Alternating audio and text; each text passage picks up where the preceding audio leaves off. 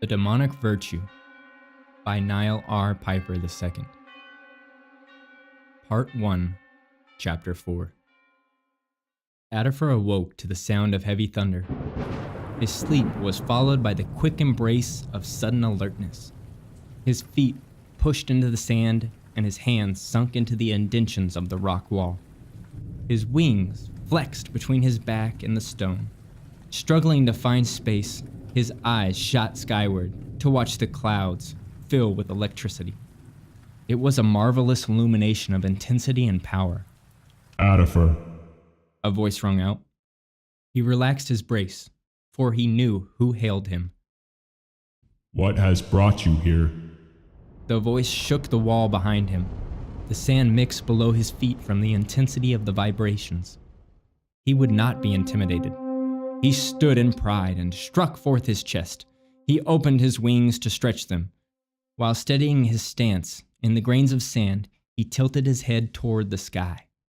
"Let me leave," he demanded. He felt inferior, but relentless. My son, you know not what you say. The voice thundered. "Then let me find out on my own," he yelled confidently as he pounded his chest. Once more, he stood his ground, and without hesitation, sneered at the clouds above. The storm waged on.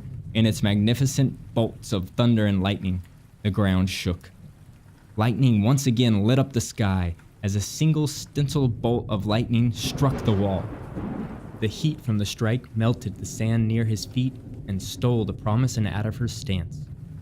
From the bolt's impact came a rumbling, and a large ferocious crack shot down through the stone. When the fracture met the sand, the grains, and the pebbles exploded into all directions. Adolpher raised his arms to shield his eyes from the bits of desert granules. So be it. Leave this kingdom, demanded the voice.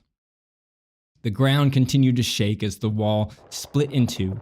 Then, like two massive ships parting from one another, the wall began to separate, leaving tumbling sand at its foot. A narrow passageway opened from between the rock. Adolpher was startled that the moment of clarity was before him. The gap was filled with complete darkness. The darkness scared him. He dared not show weakness in this moment.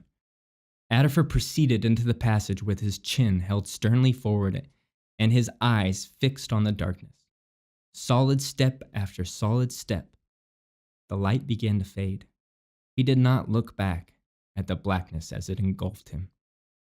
In the passageway between the stone, there was no light penetrating inward, no sand spilling forth. Nothing existed but Adolpher. Behind him, in the storm, the rock wall closed shut. Not even a fracture in the wall remained.